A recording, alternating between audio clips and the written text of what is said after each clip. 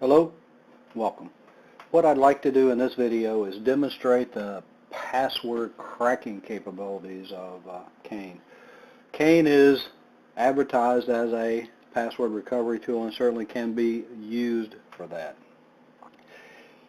Again, the warning, if you use these tools on somebody else's equipment and compromise their systems, you'll be in violation of the law.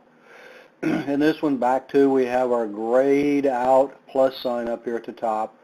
NTLM and NTLM hashes are what we're going after in this one. If I click into the area where we want things to be, click the plus sign, I can import the hashes from the local system.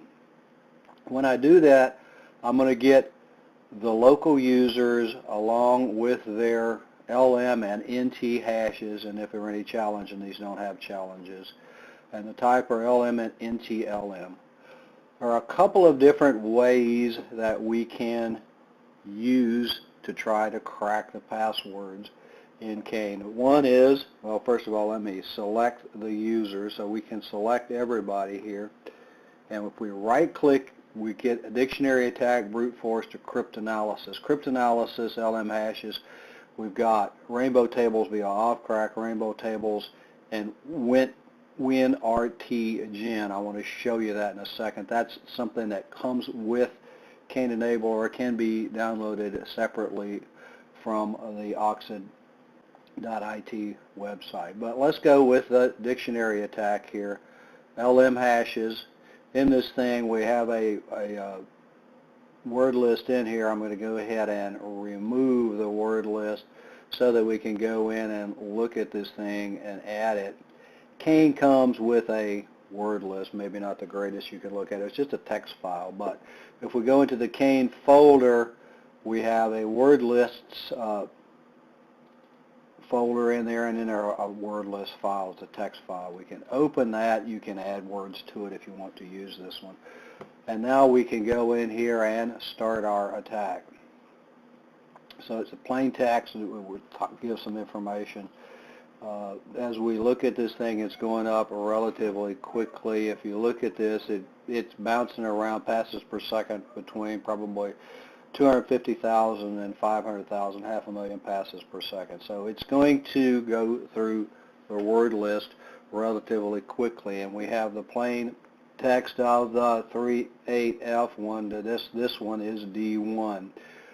The reason that it does this thing, what it does, the cracking software does, is split the password into 7-character segments. That's why it becomes important that your passwords be at least 8 characters, because if the second half of the password is null, the cracker knows that it is null and it doesn't have to crack that portion of the password.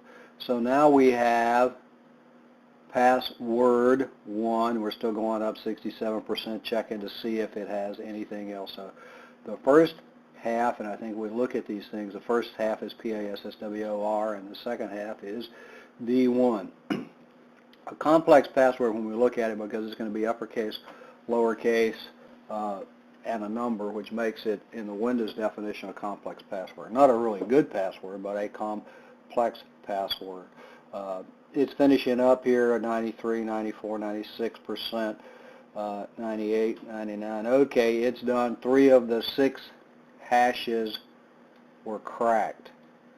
The 3 of the 6 hashes cracked here we have, in this one we have empties.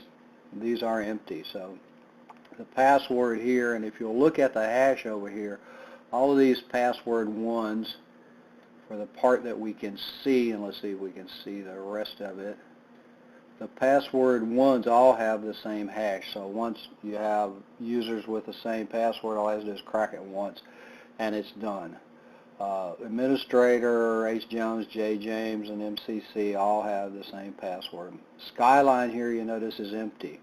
And I think that is the password that showed up with a blank. The hash that showed up with a blank. It's empty. So if it's empty, it knows it doesn't really have to do anything.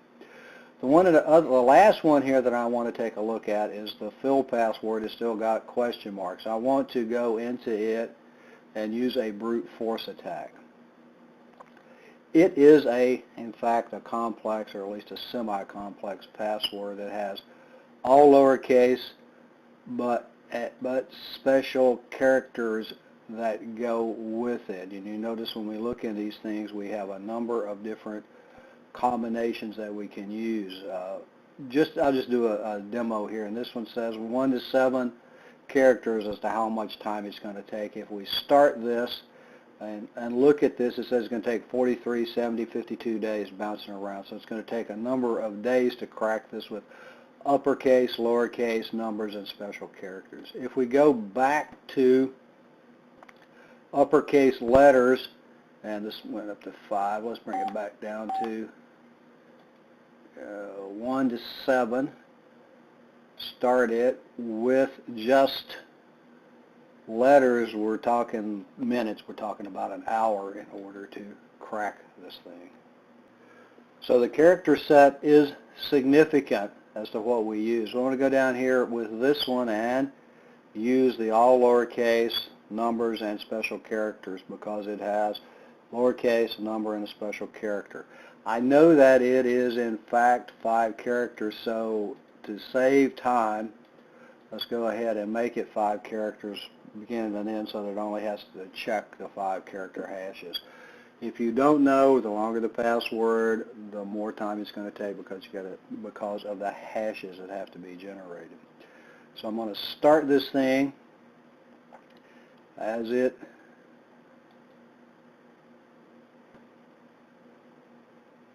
Okay, let's just start it over since I think that when I was doing the demos it got kind of unhappy with me. We'll go back to the brute force LM hashes and we're going to go into the drop down.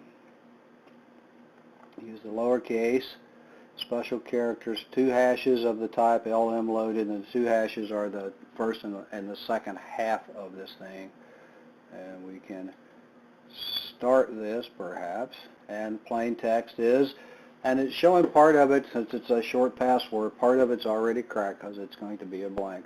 While this thing is running, it says that it's going to take a little bit of time to do that, 15 days. I messed it up, didn't I? 1 to 7 characters, 17 days. Let's stop this thing and let's go back and do what I said I was going to do originally, which is do a brute force attack with an LM hash, and we're going to make it 5 and 5, 5 and 5, and we're going to use lowercase, special characters, and numbers. Now let's see what it tells me it's going to take. Again, it did this other one. It says it's going to take a couple minutes. We're at 124. Just clicked over to 124. I'm going to stop the video while it goes. It probably will take about 2 minutes, but you don't want to sit here and just watch this thing flash back and forth for 2 minutes. So let me stop the video and I'll come back as soon as the crack is completed.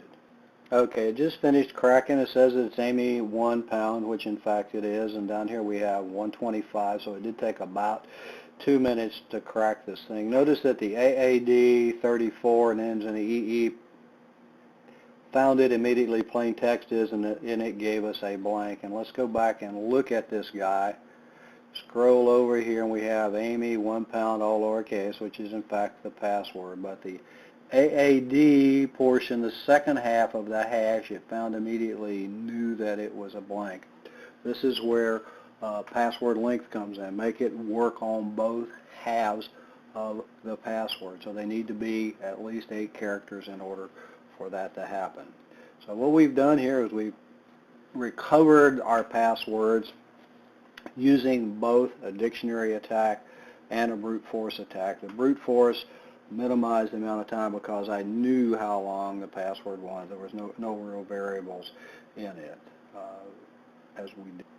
Again, if we wanted, we have the cryptanalysis attack here, which will use LM hashes, and we have the challenges, a number of different password capabilities here. Rainbow tables off crack, rainbow tables, rainbow crack, and the WinRT generator. In Cain, we'll go to the folder of Cain, Go in here and let's get into program files and get into Cain. There is a WinRT gen folder. In here is a rainbow crack generator that you can use, and you can generate your own rainbow tables using that should you desire to do those. With that, I hope this has been useful, and I would like to thank you for watching.